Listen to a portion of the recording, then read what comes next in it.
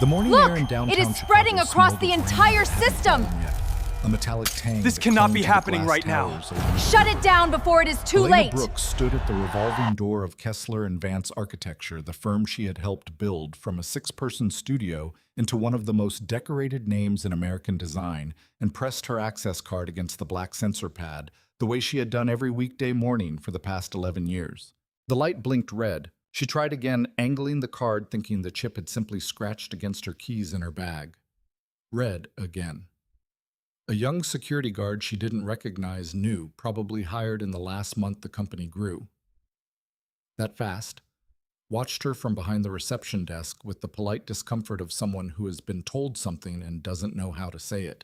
"Ma'am, I'm sorry this card isn't registering." "I've worked here for 11 years, Elena said, and she heard the strange, brittle calm in her own voice, the tone she used when a client threatened to walk over a budget disagreement. "Stay level, stay professional. Never let them see the ground shift under you." "Elena Brooks, I have a 9 o'clock with the Detroit team." The guard typed her name into his terminal. His eyebrows moved just slightly, the universal small flinch of someone reading something they weren't prepared to relay. "I'm showing your credentials were deactivated yesterday at 5 p.m. I don't have anything more than that. You'd need to speak with HR." Behind her, the door kept revolving. Releasing employees, she had trained employees whose portfolios she had personally reviewed before they were hired employees, who now glanced at her with the specific uncomfortable pity people reserve for someone about to be fired in public. A few said good morning. Most didn't make eye contact at all. She stepped to the side out of the flow of foot traffic and called Julian. He picked up on the second ring, which told her he had been expecting the call. "Elena, my badge doesn't work. I was going to call you this afternoon." His voice had the smoothness of a man reading from a script he'd rehearsed in the mirror. "There are some transitions happening. Legal thought it made sense to formalize things before the announcement goes out." "What announcement?" A pause. In 11 years of marriage and 15 years of professional partnership, Elena had learned to read Julian's pauses the way she read structural drawings for the load-bearing silences, the places where something was about to give way. The divorce filing became final processing yesterday, and given the optics of you continuing to have access to internal project files during a transition period, the board felt it was cleaner to separate the personal and professional matters at the same time. The board? Elena almost laughed. She had sat on informal strategy calls with half that board for a decade, had drafted the sustainability language in 3 of their last 5 RFPs, had personally saved the Meridian Tower bid after their structural consultant missed a critical wind load calculation. "Julian and I built half of what that board is protecting." "You were a valued creative consultant," he said, and something in her chest went very still and very cold because he said it the way he might describe a contractor, a vendor, someone replaceable. "I'll make sure your final compensation is generous, but I think it's best for both of us if you don't come back to the office." She stood on the sidewalk outside the building that bore in brushed steel letters 4 feet tall, a name that was legally only half hers and had never not once appeared on a single design credit, and watched her own reflection in the glass doors, a woman in a gray wool coat, briefcase in hand, nowhere to go. The apartment Elena had moved into 3 weeks earlier, after the papers were filed and before the ink was dry, occupied the 4th floor of a converted warehouse in Pilsen. 600 square feet exposed brick, a window unit. Air conditioner that rattled like a dying engine. She had chosen it because it was cheap, and because in a strange way she hadn't examined too closely the exposed structural beams, reminded her of the buildings she used to love before she learned to love the version of architecture that photographed well in magazines. She spent the afternoon at her laptop doing what she had never let herself do in 15 years of marriage, searching her own name. The results were sparse and getting sparser. A press release from 6 years ago, since edited, no longer listing her as co-lead on the Lakeshore Commons redevelopment. A trade magazine profile of Julian that mentioned in a single subordinate clause, with contributions from his then-wife interior consultant, Elena Brooks.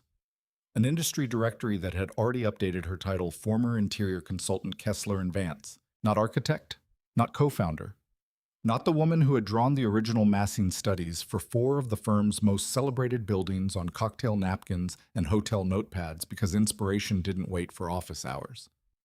Consultant. A word chosen she understood with a clarity that felt almost physical because it was legally defensible and professionally erasing at the same time. Her phone buzzed. A text from Priya Anand, one of the junior architects. Elena had mentored someone she'd once stayed until midnight with walking through seismic retrofit calculations for a hospital wing in Seattle. I'm so sorry about everything. I wanted to say something at the office, but people are being weird about it. Julian told the team you're pursuing other opportunities. I know that's not what happened. I don't know what I'm allowed to say anymore. I hope you're okay. Elena read it twice, then set the phone face down on the counter because she did not in that moment know how to answer a question about whether she was okay when she wasn't entirely sure what okay would look like from where she was standing. She was 44 years old. She had a savings account that would cover perhaps 8 months of rent if she was careful. She had a name that no longer opened doors and a reputation that in the small incestuous world of high-end American architecture had just been quietly and thoroughly reassigned to another person. Outside her window, the last gray light drained out of the sky over the rail yards, and Elena Brooks sat very still in a chair that didn't match anything else in the apartment and let herself for exactly 10 minutes feel the full weight of it. Then she stood up, made coffee she didn't want, and opened her old portfolio files, the ones from before Kessler and Vance had a name back when she used to sketch buildings that solved problems instead of buildings that won awards. Chan. The black sedan arrived 4 days later on a Tuesday, while Elena was carrying a bag of groceries up the narrow warehouse stairwell because the building's ancient freight elevator was predictably out of service again. She noticed the car before she noticed the man standing beside it. A long matte black town car. The kind that didn't belong on a street lined with taquerias and a shuttered upholstery shop. The driver held the rear door open.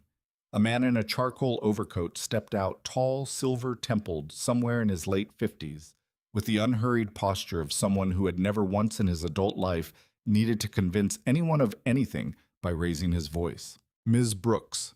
He said it like a statement, not a question already knowing the answer. Arthur Sterling. The name landed with a small, disorienting jolt. Arthur Sterling. Sterling Development Group, the firm behind 3 of the most technically ambitious mixed-use projects built in the past decade. A man whose name appeared in trade journals, not for flash, but for the almost obsessive rigor of his engineering standards. Elena had met him exactly once, 6 years earlier at a materials science symposium in Boston, where she'd spent 40 minutes arguing with a keynote speaker about the embodied carbon costs of a particular class of high-strength concrete. She remembered vaguely a man at the back of the room who had asked one sharp, specific question and then said nothing else for the rest of the panel. I remember you, she said, setting her grocery bag down against her hip. You asked about creep deformation in post-tension slabs. Most people in that room didn't know what that meant. Most people in that room were there for the open bar. A faint, dry smile. I read your paper on adaptive facade systems afterward. The one you co-authored under a different byline arrangement, I understand, because the firm didn't credit individual contributors on published research. Elena felt something in her chest tighten. Not pain exactly. Something closer to recognition, the sensation of being seen by someone whose looking she had not invited and hadn't expected to matter. That was a long time ago. 6 years? Arthur glanced up at the warehouse building, at the graffiti tag near the loading dock, at the general unglamorous truth of where Elena Brooks now lived, and his expression did not change in any way that suggested judgment. I heard about the transition at Kessler and Vance. I'm sorry. Not for the reason you might think I'm not sorry you left. I'm sorry it took this long. Why are you here, Mr. Sterling? He reached into his coat and produced a slim leather folio, offering it to her without ceremony. Inside was a single sheet, a project brief embossed with a seal she recognized from recent industry coverage. The Horizon City Initiative, a multinational competition to design the master plan for a fully integrated climate-resilient urban district on reclaimed industrial land outside Denver. She had read about it in passing, filed it away as the kind of project that existed mostly in press releases and architectural fantasy renderings, the sort of trillion-dollar ambition that rarely survived contact with actual permitting boards. I'm assembling a design team, Arthur said.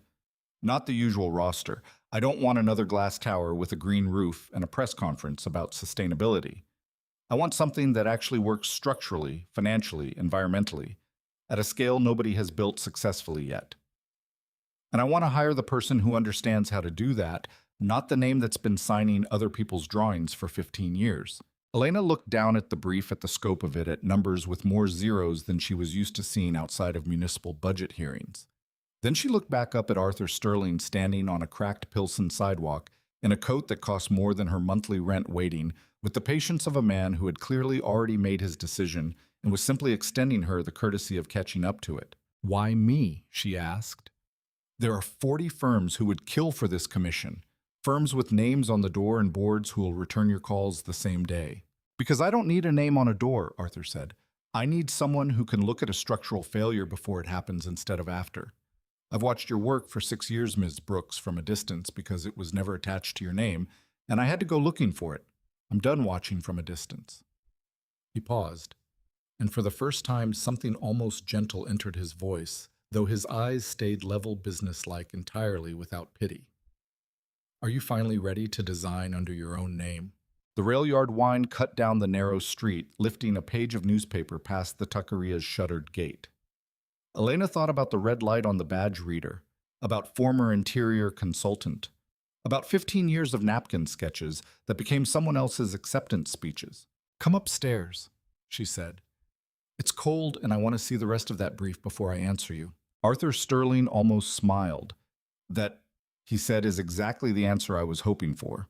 Behind them, the sedan's driver quietly closed the empty back door, and somewhere above the rail yards, the first drops of the rain that had been threatening all day finally began to fall. Not a storm, just a slow, steady, cleansing kind of rain. The kind that architects who understood water knew how to design a building around instead of merely surviving. That night, Elena called her mother mostly because the silence of the apartment had become loud enough to notice. "Arthur Sterling," her mother repeated in the careful testing tone of someone rolling an unfamiliar name across her tongue to see how it fit. "The developer. The one who builds the projects with the good insulation. That's one way to describe him. Elena." Her mother's voice softened, the particular softness reserved for a daughter she had watched build an entire identity around a marriage that had in the end cost her more than it gave back. "Are you going to take it?" "I don't know yet."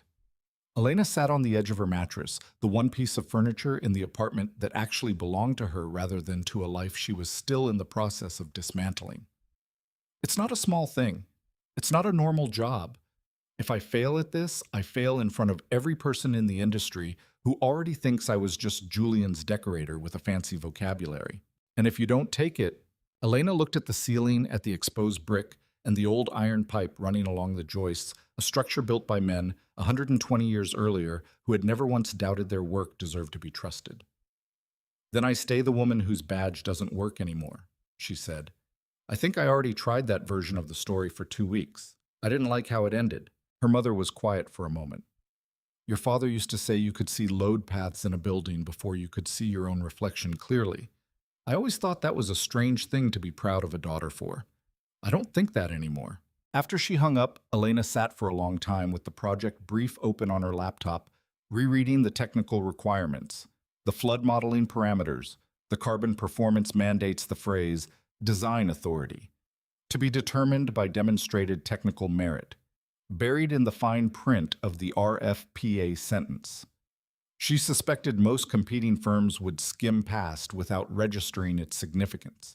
She had spent 15 years being told implicitly and then explicitly that her merit was demonstrated most usefully by making someone else's name look good. Arthur Sterling was offering her a project that would only work if her merit stood entirely on its own. She opened a blank document and began for the first time in longer than she wanted to admit to sketch. Not revisions to someone else's concept, not supporting details for someone else's vision, but a master plan entirely her own. Beginning with the thing she had always cared about more than any client had ever wanted to hear, about how water moved through a place and what happened to the people living there when a building forgot to respect it. By the time the sky outside her window had gone from black to the deep bruised blue that precedes dawn, she had filled 11 pages with sketches, load diagrams, and a single word written and underlined twice at the top of the first sheet, Brooks. She met Arthur again 2 days later this time in a small conference room he'd rented above a bakery near the warehouse district, the kind of unpretentious meeting space that told Elena more about his priorities than any glass tower boardroom could have. "I have conditions," she said before he'd even finished pouring coffee. "I'd have been disappointed if you didn't. I choose the team. Every hire, no exceptions, no board approval process, slowing me down because someone doesn't have the right resume. I have full design authority, not creative input, subject to committee revision. And when this project is finished, my name is on the credit first, and permanently in every piece of published material connected to it, not as a courtesy line buried in an appendix. Arthur set the coffee pot down and studied her for a long moment. The kind of assessment she imagined he'd once given to structural drawings before signing off on a 9-figure construction loan. Done, he said. All three. I'll have legal draft the agreement by Friday. You're not even going to negotiate, Miss Brooks. I didn't drive to a warehouse in Pilsen to negotiate you down to something smaller than what you're worth. I've watched other firms do that to talented people for 30 years, and I've watched what it costs them in the long run. He slid a folder across the table, the beginnings of a project charter, her name already typed at the top of the letterhead template. I'm hoping you'll eventually trust that I mean that, but I understand if it takes some time. Elena looked down at her own name typed cleanly at the top of a document that had not yet been signed, in a font she hadn't chosen on paper that smelled faintly of the bakery downstairs, and felt something in her chest that she hadn't allowed herself to feel in longer than she wanted to calculate. Not hope exactly. Not yet. But its quieter, more disciplined cousin. The specific grounded confidence of an engineer who has just finished checking her own math and found for once that it holds. Friday, she said. I'll have my team list ready by then, too. The warehouse Arthur Sterling leased for the project sat 2 blocks from Elena's apartment, which she suspected was not a coincidence, though he never said so. It had been a textile factory once, and the bones of that history remained sawtooth skylights that threw long bars of shifting light across the concrete floor. Iron columns spaced in a grid that Elena found herself instinctively measuring the day she first walked through it, the architect's habit of reading a building structure the way other people read a face. It's not much, Arthur said, standing beside her in the empty space, their footsteps echoing. No corner office, no name on the door yet. I wanted you to build the team before we build the brand. I don't want a corner office, Elena said. I want people who know what they're doing and don't need permission to say so. The brief, once she'd had 3 days to study it properly, was more audacious than she'd initially understood. Horizon City wasn't a single building or even a single district. It was a design competition for the master plan of a 400-acre urban development on reclaimed rail and industrial land intended to house 60,000 residents at full build-out, with mandates for net zero carbon operations, integrated stormwater management, for a floodplain that flooded with increasing severity every few years, and a transportation network designed around induced demand modeling instead of the usual reflexive traffic projections. The prize wasn't a trophy. It was the contract to serve as lead design authority for a project that would take a decade and shape how a mid-sized American city grew for the next 100 years. Every major firm in the country had entered. Kessler and Vance, Elena's own former firm, was the presumptive favorite. Julian had given 3 separate interviews in the 2 weeks since the competition opened, describing a signature vision he had not yet actually designed. He's going to lead with spectacle, Elena told Arthur during their second planning session, a whiteboard between them covered in her handwriting. Julian always does. A tower people can see from the highway, something that photographs beautifully from a drone at golden hour. It'll be structurally ambitious in a way that's expensive to build and harder to maintain, and it will absolutely captivate the judges on the first pass. And your counter. We don't compete with a spectacle. We compete with something spectacle can't fake: performance. A design that actually survives its own 100-year lifespan. That's not as exciting in a rendering, but it's the only thing that actually matters once construction starts. Arthur studied her for a long moment. Then build the team that can prove it. Elena did not call the recruiters Kessler and Vance, used the ones who fished from the same 6 top-tier graduate programs every firm in the city drew from. Instead, she spent 2 weeks doing something closer to archaeology, combing through conference proceedings, engineering journals, and the kind of quietly brilliant portfolio sites that never got picked up because the person behind them didn't have the right last name or the right pedigree, or in more than one case, the right visa status to be considered a safe hire by a risk-averse HR department. She found Marcus Webb first, a structural engineer who had spent 4 years at a mid-sized firm being systematically passed over for partnership despite having personally solved a torsional stability problem on a stadium roof that his own supervisor had taken public credit for. He answered her cold email within an hour. "I looked you up," he told her the first time they met in a coffee shop near the warehouse. "There's almost nothing under your own name. That's either a very bad sign or a very interesting one." "It's both," Elena said. "I built 4 buildings you'd recognize, and my name is on none of them. I'm done with that arrangement. Are you interested in working somewhere it doesn't happen again?" She recruited Daewon Cho next, a CAD, and parametric modeling specialist who used a motorized wheelchair and had been rejected from 11 consecutive job interviews with a form email citing team dynamics fit, a phrase Elena recognized immediately as corporate code for something she refused to say out loud in a professional setting. Daewon's simulation work on adaptive shading systems, published in an obscure sustainable design journal Elena had stumbled onto at 2 in the morning, was more sophisticated than anything she'd seen commissioned by a firm with 10 times the budget. Then came Amara Diallo, a structural engineer trained in Dakar and Lyon, whose calculations on soil liquefaction in flood-prone urban fill sites had been quietly used, uncredited by 2 separate American firms in permit applications work.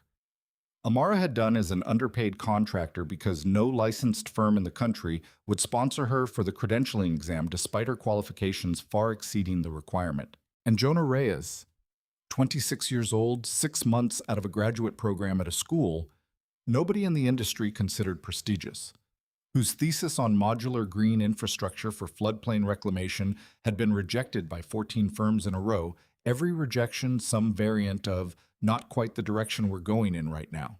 By the end of the 3rd week, Elena stood in the warehouse looking at 11 people gathered around 3 folding tables, pushed together, a mismatched collection of engineers, modelers, and designers that no algorithm-driven recruiting pipeline would have ever assembled, and felt something she hadn't felt in years. Not triumph, not yet, but the specific grounded satisfaction of building something with her own hands instead of watching someone else take credit for it. "I'm not going to pretend this is a normal firm," she told them, standing at the head of the table, a rolled set of site drawings under her arm. "We don't have a name yet. We don't have a corner office. What we have is 4 months to design a master plan that has to outperform every major firm in the country on every measurable axis: structural resilience, carbon performance, cost efficiency, and actual buildability. I didn't hire any of you because of where you went to school or who you know. I hired you because I read your work, and it was better than what firms 10 times our size are currently producing. I expect you to prove me right." Marcus Webb, leaning back in a folding chair with his arms crossed, allowed himself a small skeptical smile. "And if we do, then somewhere in the next 4 months, a lot of very comfortable people are going to have to explain why they overlooked all of you for years." Elena unrolled the site plan across the table. "Let's get to work." The work itself was unglamorous in the way real engineering always is: long nights modeling storm surge scenarios against 40 years of regional precipitation. Data arguments over whether a particular modular housing system could actually be manufactured at the tolerances the design required. 3 full weeks lost and painfully regained after Daewon discovered a flaw in their initial stormwater retention modeling that would have left 2 neighborhoods vulnerable to exactly the kind of 100-year flood event that was now arriving every 12. Julian, meanwhile, was not quiet. He gave interviews. He posted renderings of Kessler and Vance's proposed signature tower, a sweeping asymmetrical spire of glass and cantilevered gardens that dominated 3 separate architecture blogs within a week of release. At an industry mixer Elena had not been invited to, but heard about secondhand from Priya, who had quietly begun feeding her information out of what Elena suspected was equal parts loyalty and guilt. Julian had reportedly referred to Elena's team as an amateur experiment being run out of a warehouse by my ex-wife and a handful of people nobody else would hire. "He's not wrong about the warehouse," Marcus said when Priya's account made it back to the team over late-night takeout containers. "He's wrong about everything else." Elena said nothing for a moment, staring at the render of Julian's tower pulled up on Daewon's monitor. Beautiful, undeniably, in the way a photograph of a wave was beautiful before you thought about what it would do to a beach. "He's betting the entire structural narrative on that cantilever system," she said finally. "Look at the load path through the central core. If that geometry is what I think it is, someone needs to run an independent seismic stress model on it. Not for the competition submission. Just because I want to know if I'm right. You think there's a flaw, Amara said. I think Julian has never once in 15 years waited for the engineering to catch up with the rendering, Elena said. I used to be the person who caught that before it became a problem. I'm curious what happens when nobody is. Pochissimo. The leak revealed itself on a Thursday 3 weeks before the summit. In the smallest possible way, a line of dialogue in a rival firm's investor pitch deck that matched almost verbatim a phrase from an internal planning memo Elena had circulated to her team exactly 9 days earlier. Jonah found it first cross-referencing competitor materials, the way Elena had trained him to treating every public document from every competing firm as a potential mirror held up to their own work. It's not a coincidence, Jonah said, sliding his laptop across the table toward Elena. That's our modular housing cost projection almost word for word. We haven't published anything close to this. It hasn't left this building. Elena read the line twice, feeling something cold settle low in her stomach. Not surprise exactly, but the confirmation of a suspicion she'd been quietly carrying for a week, ever since a competing firm's public statement had referenced a stormwater strategy detail that was, as far as she knew, still confined to a single shared drive folder. Somebody on this team, Marcus said slowly, or somebody with access to our files, or someone I trusted enough to keep talking to me, Elena said, thinking of Priya of the careful, deniable way information had been flowing in both directions for weeks, and felt the particular familiar ache of not yet knowing whether she was being paranoid or precisely on time. Outside the warehouse's tall industrial windows, the last light of the afternoon slid gold and then gray across the concrete floor, and Elena Brooks stood very still amid the folding tables covered in site plans and stress models. Understanding that somewhere between now and the summit in New York, she was going to have to find out exactly how much of her second chance had already quietly been stolen before she lost this one the same way she'd lost the last. Chat. 3 weeks into the design process, the team hit its first genuine crisis. Not a leak, not sabotage. Just the ordinary grinding difficulty of trying to solve a problem nobody had solved successfully before. The transit hub, the physical and symbolic heart of the master plan, needed to sit directly atop reclaimed rail yard fill that had been compacted decades earlier using methods nobody had bothered to document. Amara's soil borings had come back with liquefaction risk numbers high enough to make the entire hub design structurally unviable under the seismic parameters Denver's building code required for a structure of that occupancy class. We redesigned the foundation from scratch, Amara said, spreading 3 different geotechnical reports across the folding table, her voice carrying the particular controlled urgency of someone who had caught a problem before it became irreversible. Deep pile foundations through the fill layer to bedrock, not the shallow mat foundation in the current plan. It solves the liquefaction risk. It also adds $11 million to the projected budget and pushes our submission timeline back by at least 10 days we don't have. 10 days we don't have to redesign a foundation system, or 10 days we don't have to redesign the entire district's circulation network that depends on the hub sitting exactly where it currently sits, Marcus asked, already pulling up the site plan on the shared monitor tracing the transit corridors that fed the hub from 4 directions. Both, Amara said. That's the problem. Elena stood at the head of the table looking down at the geotechnical data. Feeling the specific familiar weight of a decision that had no comfortable option. The kind of decision Julian, she thought without much bitterness anymore, had always been better at avoiding than solving, because avoiding it usually meant someone else absorbed the consequences later. We don't cut the corner, she said finally. If we build a shallow foundation on fill we know is unstable, we're not competing anymore. We're gambling with 60,000 future residents' safety to hit a deadline. Amara redesigned the foundation properly. Marcus worked with her on cost mitigation. Is there a hybrid pile system that gets us most of the safety margin without the full 11 million, Jonah? I need you to see if we can absorb the schedule loss by compressing the landscape design phase instead, since that work doesn't depend on the hub geometry being finalized. And if compressing the landscape phase isn't enough, Jonah asked, then we submit 10 days later than the competition timeline technically allows with a formal letter explaining exactly why, and we let the review board decide whether they'd rather have a design that's late or a design that's dangerous.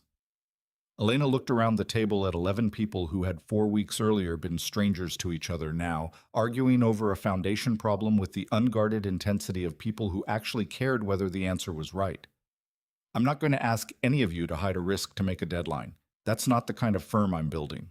It took Amara and Marcus 6 days to develop a hybrid pile system that reduced the cost overrun to just under $4 million, still substantial but defensible. And Jonah's compressed landscape schedule absorbed enough of the lost time that the team ultimately submitted only 3 days behind their own internal target, comfortably ahead of the competition's actual deadline. You know, Marcus said late on the sixth night, watching Amara run the final stress verification on the revised pile system, most firms would have just used the shallow foundation and hoped the liquefaction risk got quietly buried in a footnote nobody at the review board bothered to read. Most firms aren't required to live in the buildings they design, Elena said. I used to work somewhere that operated exactly that way. I'm not doing it again. Matt. Not every difficulty was technical. 2 months into the project, Daewon arrived one morning visibly frustrated, setting his laptop down on the table harder than usual. I got another interview rejection, he said, not looking up. Different firm, same reason. Team dynamics fit. I don't even work there yet. They interviewed me over video for 40 minutes and decided my dynamics don't fit a team I've never met. You're not interviewing anywhere else, Elena said. You work here. I know. It's not about the job.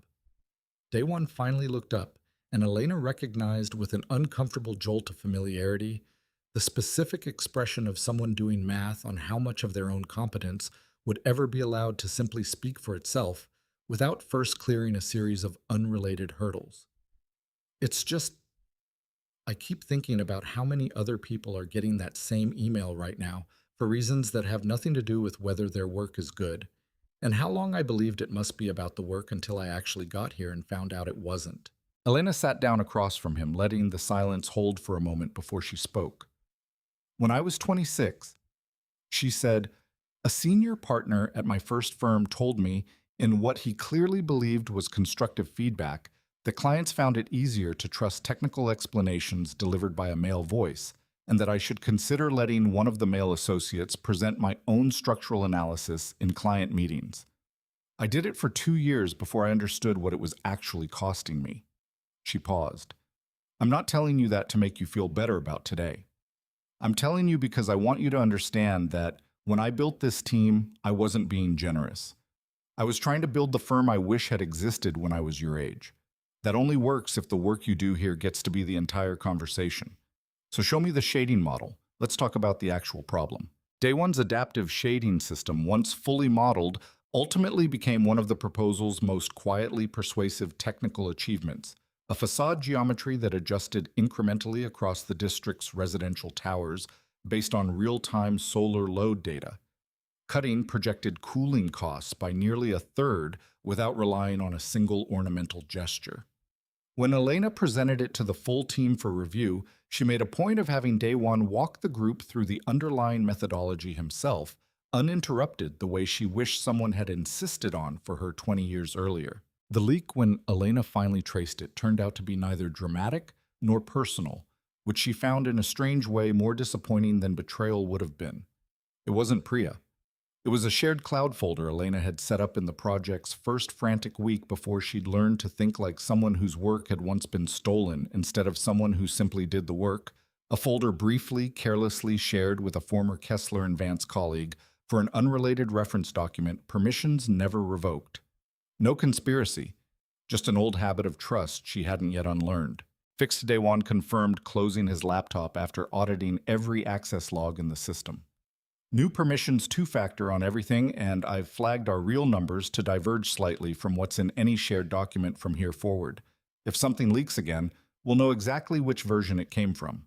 Good, Elena said, and felt something settle in her chest. Not relief exactly, but the particular calm of a problem correctly diagnosed and closed rather than one left open and festering. Then let's stop worrying about what Julian might know and finish proving what we know. The final 6 weeks compressed into the specific exhausting rhythm of a deadline that would not move modeling revisions run overnight. Cost projections revised twice after municipal utility data came back different than expected. A full week lost when Amara identified a soil compaction risk under the proposed transit hub that required redesigning the foundation system for an entire district. Elena slept less than she had in years, and for the first time since the divorce papers were filed, dreamed about buildings, instead of about the sound of her own badge failing at a door. The International Design Summit convened in a glass-vaulted hall at a convention center on Manhattan's West Side, 600 chairs arranged before a stage, flanked by two enormous projection screens, the kind of room built specifically to make ambition feel inevitable. Investors in tailored suits mingled with municipal officials and engineering deans. Global press credentials hung from lanyards throughout the room. Elena stood backstage with her team, all 11 of them dressed for the first time, not in warehouse flannel and safety glasses, but in the quiet, competent formality of people who had earned the right to be taken seriously and intended to use it. "You don't have to prove anything today," Arthur told her quietly, adjusting his own cufflink beside her. "The proposal already speaks for itself. You just have to let the room hear it." "I know," Elena said.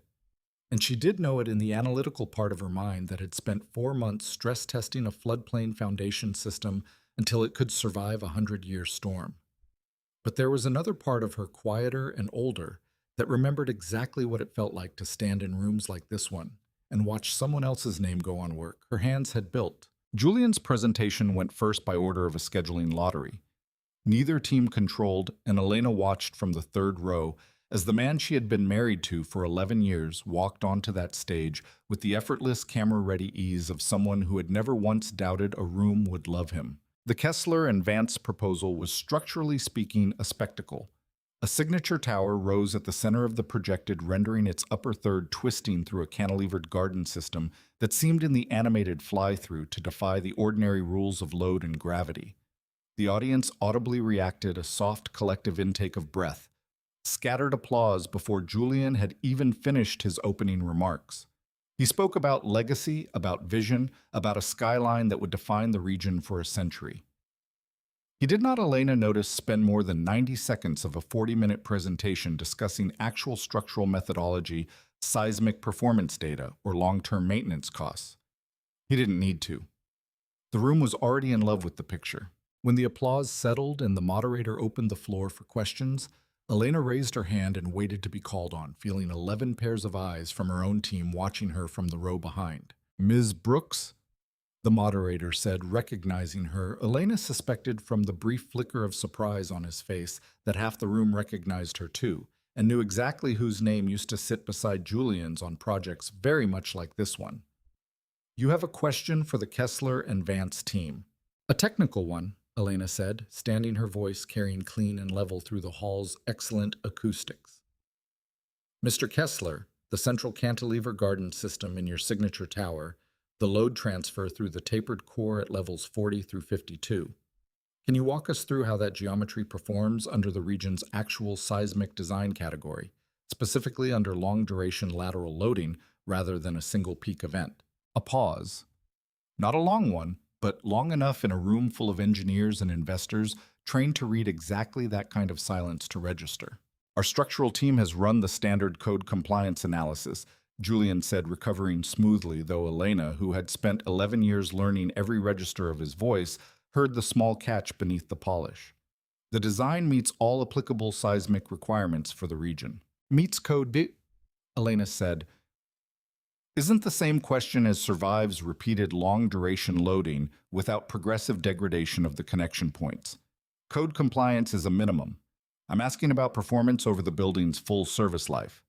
She reached into the folder in her hand and, at a nod from the moderator, walked to the small secondary podium set up for exactly this kind of exchange, where she connected her own tablet to the room's projector. What appeared on the screen was not an attack. It was a structural analysis. The same public renderings Kessler and Vance had released, overlaid with a finite element stress model Amara and Marcus had run independently 3 weeks earlier. Out of what had started as professional curiosity and become, over successive nights, a documented technical finding neither of them could ethically sit on. The model showed in careful, color-graded detail exactly where repeated lateral seismic loading would concentrate stress at the tapered connection points of Julian's cantilever system. a fatigue failure mode that wouldn't show up in a single code compliance check, but would, over years of the small constant seismic activity the region actually experienced, degrade the connections toward a failure threshold within roughly 30 years of occupancy. The hall went very quiet. I want to be clear about what I'm not saying. Elena continued, her voice steady, entirely without triumph, because triumph was not what this moment was for. I'm not saying this is a fraudulent design or that anyone here acted in bad faith. Ambitious geometry is how architecture moves forward, but this is exactly the kind of finding that needs to surface during a design competition before ground is broken, not 30 years into occupancy, when the people living in that building are the ones who inherit the risk. I'd ask the review panel to require an independent third-party seismic fatigue analysis before any award is finalized, regardless of which firm is selected. Julian stood at his podium, and for one unguarded second, Elena watched something cross his face that she recognized from 15 years of marriage. Not anger, not yet, but the specific dawning arithmetic of a man realizing that the competence he'd built his career on standing beside had just walked into a room without him and was better than he remembered. The panel called a recess. When the summit reconvened 90 minutes later, the review board's lead structural juror, a soft-spoken civil engineer from a state seismic safety commission, not remotely swayed by renderings, confirmed that an expedited independent review of the Kessler and Vance connection geometry had found Elena's fatigue concern credible enough to warrant a full redesign before any construction authorization could proceed. It was Elena's turn to present. She did not open with a fly-through animation. She opened with a cost table, the unglamorous, unglossy comparison of long-term maintenance and structural resilience across a 100-year service life, her team's modular climate-adaptive district design against the industry's typical signature tower approach. She walked the panel through Amara's soil liquefaction mitigation for the Transit Hub Foundation, through Daewon's adaptive shading models that cut projected cooling costs by nearly a third without a single decorative gesture, through Jonah's floodplain green infrastructure system that turned the district's stormwater liability into public parkland that would double as flood retention during the increasingly common 100-year storms now arriving every decade. This isn't the tower you'll see on a postcard. Elena told the room standing before 600 people who had 40 minutes earlier been in love with someone else's skyline. It's the district that's still standing, still affordable to maintain, and still safe for the families living in it in the year 2126. Spectacular architecture that fails its own community in 30 years isn't visionary. It's a liability with excellent lighting. The applause that followed wasn't the immediate reflexive kind that had greeted Julian's tower. It built slowly, first from the engineers and technical jurors in the front rows who understood exactly what they'd just watched, a proposal that could survive contact with reality, before spreading through the rest of the hall. Across the aisle, Julian sat very still, and Elena meeting his eyes for one long moment before turning back to the panel to answer the first of what would become 45 minutes of increasingly detailed technical questions, understood with a clarity that felt less like victory than like the simple correction of a fact that should have been true 15 years earlier. Every brilliant idea that had ever built his career had walked into that room, wearing her name, and for the first time in either of their lives, everyone in it finally knew it. The morning of the summit, Elena's team gathered in a hotel conference room 3 blocks from the convention center, running through the presentation one final time, while a breakfast cart of untouched coffee went slowly cold in the corner. "Nervous?" Amara asked, watching Elena review her note cards for what was probably the 20th time that morning, though the deck itself hadn't changed since the night before. "Every time," Elena admitted. "I used to think the nerves went away once you'd done this 100 times. They don't. You just learn to build a presentation solid enough that the nerves don't matter." "What if he goes after you personally?" Jonah asked, voice carefully neutral in the way of someone who'd clearly been thinking about the question for days without wanting to be the one to ask it. Julian, in front of the panel, in front of the press. He's done it before publicly and nobody stopped him. Elena considered the question seriously because it deserved a serious answer. "Then I don't answer the personal version of whatever he says. I answer the technical version underneath it in front of 600 people who are there to evaluate engineering, not marital history." That's always been his advantage in a room, making things personal, so people stop asking the harder questions.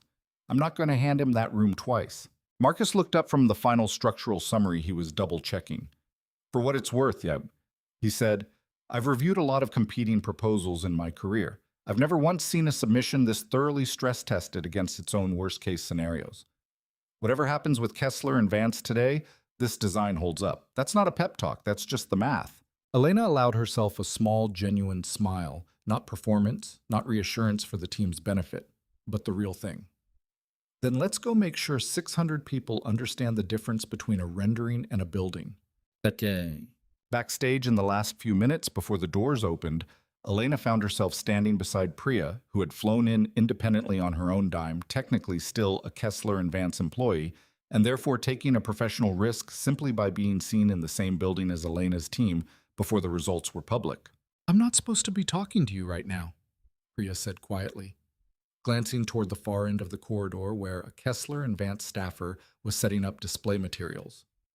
But I wanted to say it in person, not in a text message. Whatever happens today, the work you've built over there, I've seen the public summary. It's better than anything we've produced in years. I wanted you to hear that from someone who used to sit across the table from you before you hear it from a stranger. Thank you, Elena said, and meant it. Understanding exactly what it cost a junior architect at a firm like Kessler and Vance to say something like that out loud in a hallway where it could be overheard by the wrong person. You don't have to keep protecting information for me, Priya. I know that's put you in a difficult position for months. I wasn't protecting information for you, Priya said. I was trying to figure out this whole time which version of this industry I actually wanted to work in. I think I finally know the answer. She hesitated. If there's ever a place on your team, I'd want to be considered. Not because of today, because of the last 4 months. Elena studied her for a moment, a talented young architect who had spent a year watching two very different models of professional integrity operate in the same industry and had chosen carefully and at some personal risk to say so out loud before she knew how the day would end. Call my office next month, Elena said. We'll talk properly, not today. Today isn't about hiring anyone. Today is about the work speaking for itself. But after the panel's 45 minutes of technical questioning finally wound down the review board chair called a brief recess before deliberation, and Elena's team gathered in the green room, adrenaline still humming through the room in a way that made the coffee cart's cold coffee suddenly urgently necessary. That question about the modular unit tolerances, Daewon said, still slightly breathless. The one from the manufacturing juror. I thought that was going to be the one that got us. You answered it in under 30 seconds, Marcus said, with the actual tolerance specs memorized. That's not luck. That's 4 months of doing the work properly. Elena sat quietly for a moment, letting the adrenaline settle, thinking not about victory, which still felt too early and too uncertain to claim, but about the specific structural satisfaction of having built something that could survive 45 minutes of expert scrutiny without a single load-bearing claim buckling under pressure. Whatever the panel ultimately decided, that part at least was already true, and no announcement later that afternoon could take it away from the 11 people sitting in that room with her. Whatever they decide, she said, I want you all to understand something. What happened on that stage today, that wasn't luck, and it wasn't revenge, even though I know it might have looked that way from the audience. That was 4 months of refusing to let the pressure make us sloppy. That's the whole method. I don't have a more complicated answer than that. The story broke first in a trade publication, then in the business section of a major daily, and within 2 weeks it had migrated far enough from the architecture press that Elena's own mother, who had never in her life read an industry journal, called to ask if the man on the morning news segment was the Julian. It began as these things usually do, with a single credible source. A structural engineer who had worked under Julian for 6 years quietly reached out to a reporter covering the summit fallout and described carefully with dates and file references the kind of specificity that made a story bulletproof rather than merely gossip a pattern that had repeated across at least 4 of Kessler and Vance's most celebrated projects. Concepts originating in early planning sessions sketched and modeled and refined by a small internal team that included for the firm's first decade. Elena Brooks working without a formal design credit before being presented publicly under Julian's sole authorship in press materials award submissions and eventually industry retrospectives that cemented his reputation as a singular visionary. Once the first source spoke, others followed the way water finds every crack in a foundation once the first one opens. A former project manager confirmed the same pattern on the Lakeshore Commons redevelopment. Priya, no longer worried about being seen taking sides, gave a measured factual interview describing the internal design review process for the firm's most recent tower, the one Elena had eviscerated on stage, and confirmed that early structural concept work had in fact originated from files Elena authored years before the public presentation. The American Institute of Architects reopened its ethics review process for two of Julian's prior award submissions. A regional design award given for the Lakeshore project was formally suspended pending investigation. None of it was fast. None of it was total. Julian did not lose his license, did not face criminal exposure, did not become the kind of cautionary tale that ends careers overnight. Professional accountability in architecture, Elena had learned over 15 years, moved with the same patient, deliberate pace as the buildings themselves. But something that had once been unquestionable was now permanently and publicly in question, and Elena understood that this slow erosion of certainty was in its own way a more accurate consequence than any single dramatic downfall would have been. She turned down every interview request that asked her to comment directly on Julian. "They want the revenge story," she told Arthur, over coffee, in the warehouse's small break area 3 weeks after the summit, a stack of unanswered press requests on the table between them. "A wronged wife gets her vindication. It's a good headline. It's not what happened." "What did happen?" Arthur asked. And it wasn't a rhetorical question. He asked it the way he asked every question, waiting for an actual answer. "I stopped letting someone else's name stand in front of my own work," Elena said. "That's the whole story. Everything else is just what happens when you finally do that in a room full of people paying attention." The Horizon City Award was announced 6 weeks after the summit, in a shorter, quieter ceremony than Elena had expected. No confetti, no orchestral swell. Just a municipal review board chair reading a formal resolution into the record, while Elena's team stood together in a conference room that still smelled faintly of the warehouse's old machine oil because they hadn't yet had time to move somewhere nicer. Arthur waited until the celebration had settled into the low murmur of people, finally allowing themselves to relax before pulling Elena aside near the window city lights beginning to come on across the skyline below. "I want to talk about what comes next," he said. "Not just this project. The firm." "I don't have a firm," Elena said. "I have a warehouse lease and 11 of the best people in the industry and no legal entity that owns any of it." "That's a paperwork problem, not a strategic one." Arthur turned to face her fully. "I'm not offering you an employment contract, Elena. I've had 6 weeks to watch how you run a design process under the worst possible pressure, and I've concluded I'd be a fool to try to hire you as staff. I want to offer you a partnership. Sterling Development provides capital project pipeline and the kind of institutional weight that gets a young firm through its first difficult years. You provide the design leadership and full creative and technical authority over how projects get built. Equal partners. Your name on the door first, not mine." Elena looked out at the skyline, at the specific gathering dusk that always made a city's outline look more permanent than it actually was. More permanent than any building ever truly is. Once you understood the way she did exactly how much maintenance and vigilance and unglamorous structural honesty it took to keep something standing for a century. "Why equal?" she asked. "You could offer me a generous salary and keep full control. Most people in your position would. Because I've spent 6 weeks watching you build something better than what 15 years of marriage let you build under someone else's name," Arthur said. "I don't want a talented employee, Ms. Brooks. I want a partner whose judgment I trust more than my own on the things that matter most. That's not generosity. That's just good business." Elena thought about the red light on a badge reader, about a directory entry that had reduced 15 years of her professional life to a single dismissive noun, about 11 people who had built in 4 exhausting months, a proposal good enough to survive the scrutiny of 600 skeptical experts in a room built to reward spectacle over substance. "I want it in writing," she said, "with my name listed first and full design authority written into the operating agreement, not left as an informal understanding." "I'd expect nothing less from you," Arthur said, and for the first time since she'd met him, he smiled with something that looked less like professional satisfaction and more like genuine, uncomplicated respect. Brooks Sterling Studio. The name they settled on after a week of debate. Elena's insistence on structural clarity, winning out over Arthur's initial suggestion of something more evocative, moved out of the warehouse 11 months later into a converted rail depot 2 blocks away. larger, still unglamorous by the standards of the firms whose lobbies photographed for magazine spreads, but big enough now for a staff that had grown from 11 to 34. Most of them recruited the same way Elena had built the original team, by reading the actual work instead of the resume attached to it. Marcus Webb made partner within the year. Amara Diallo finally sponsored for her licensing exam under a firm willing to vouch for work she had already been quietly doing for a decade, passed on her first attempt, and took over the studio's structural engineering practice outright. Daewon's adaptive shading research, published this time under his own name, with full institutional backing, was cited within months by 3 other firms working on climate-resilient design. Kessler and Vance did not collapse.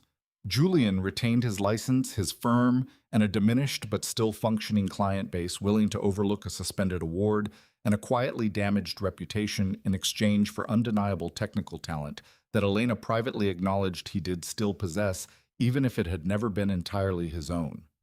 But the trade press no longer described him as a singular visionary. Every profile now carried some version of the same careful qualifying sentence, a reference to questions raised about design attribution practices at the firm, a permanent quiet asterisk attached to a name that had once needed no qualification at all. Elena read one such profile late one evening, alone in her new office, overlooking the depot's original brick platform, now converted into an informal courtyard where her team ate lunch in warm weather. She felt reading it none of the sharp satisfaction she might once have expected. Only a settled, unremarkable sense of accuracy, the record finally matching the work. Outside her window, construction cranes had already begun rising over the reclaimed rail yards 40 miles west, the first structural steel for Horizon City's transit hub, silhouetted against a darkening October sky, and Elena allowed herself for just a moment the simple pleasure of watching something she had designed under her own name begin at last to become real.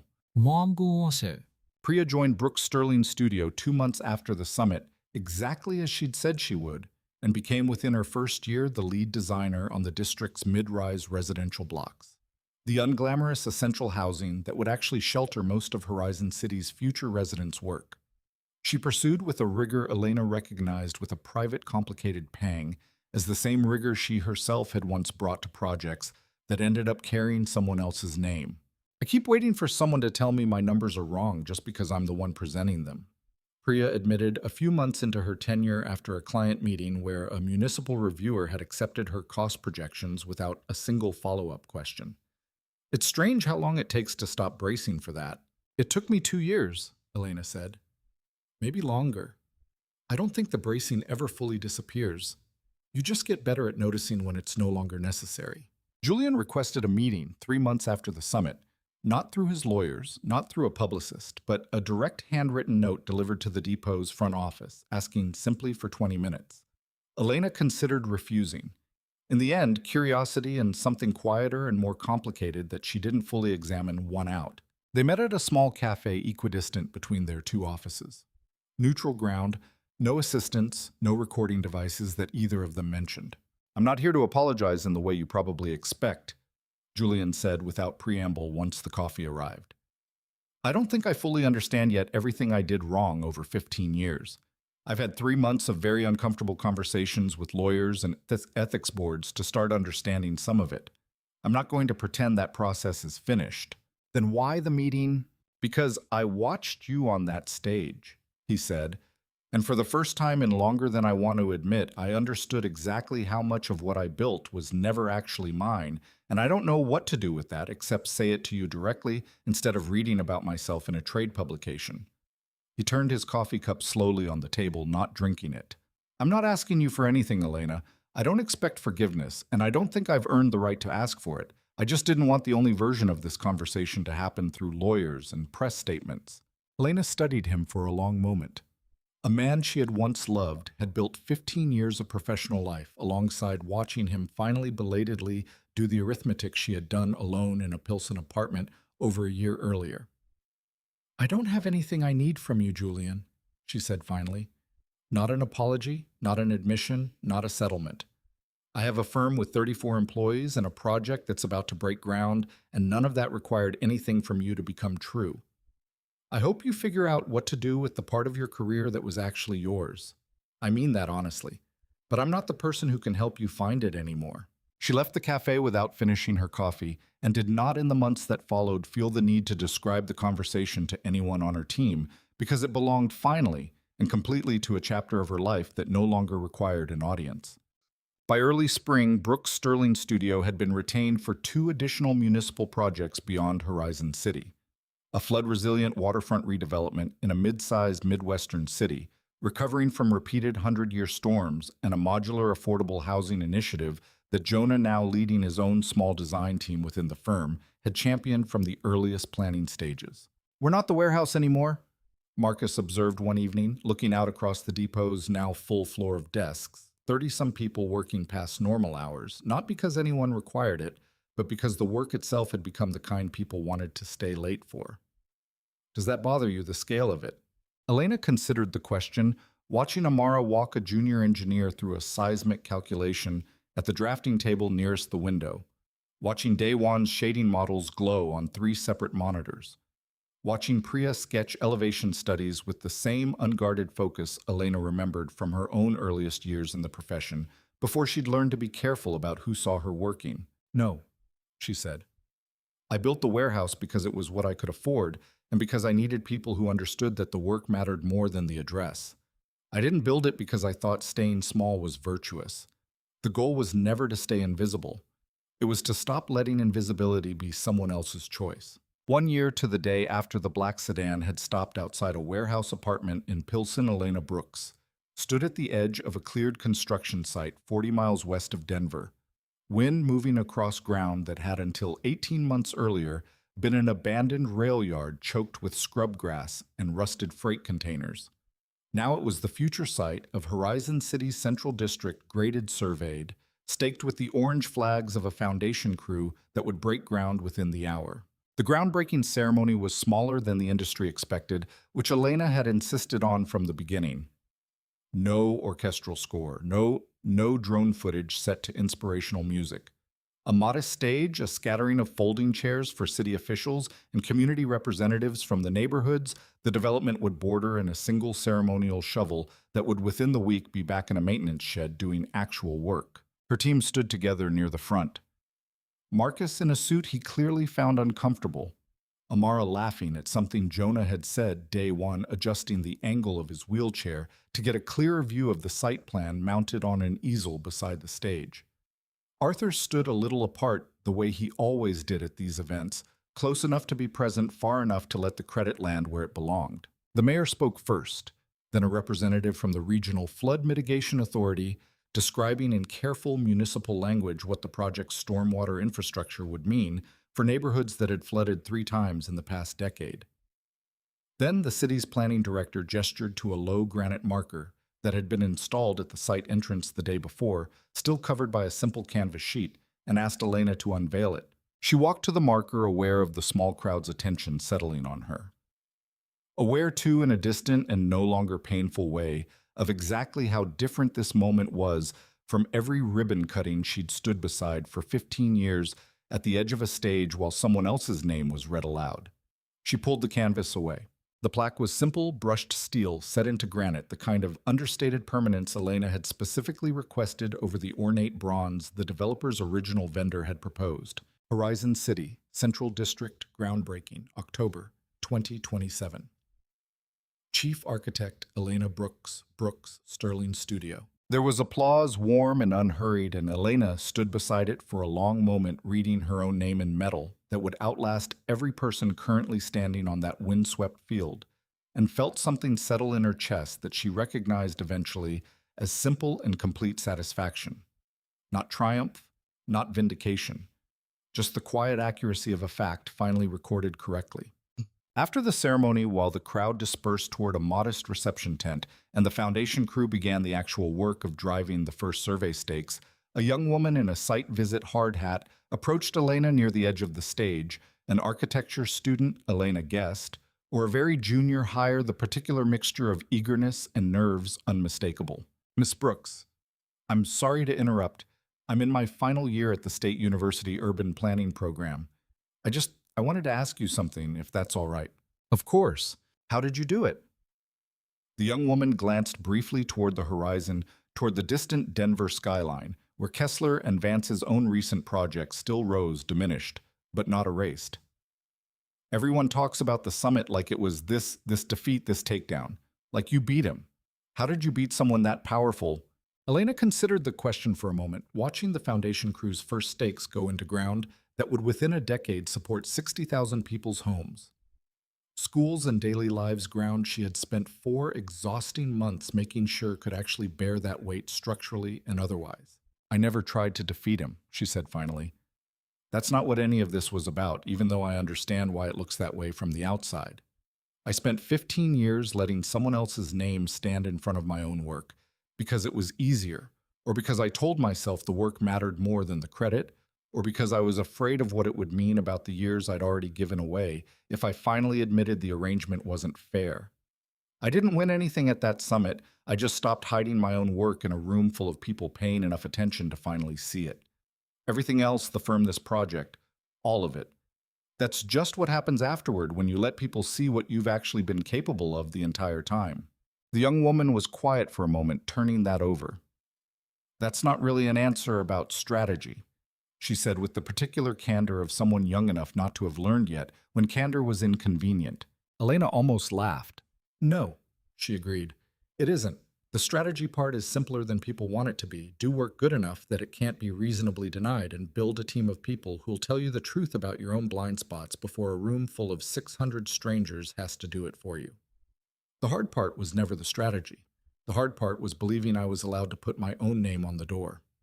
Late that afternoon, after the reception tent had emptied and most of the crowd had driven back toward the city, Elena walked the site alone for a while.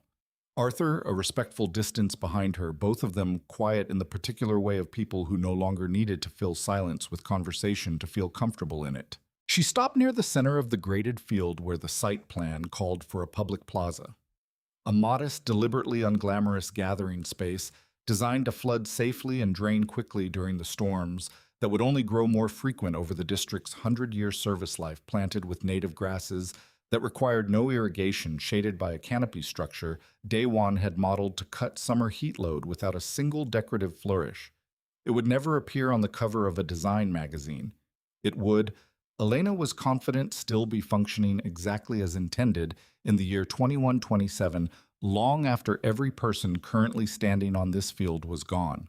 Regrets? Arthur asked, coming to stand beside her, the question genuine rather than rhetorical, the way his questions always were. About the 15 years.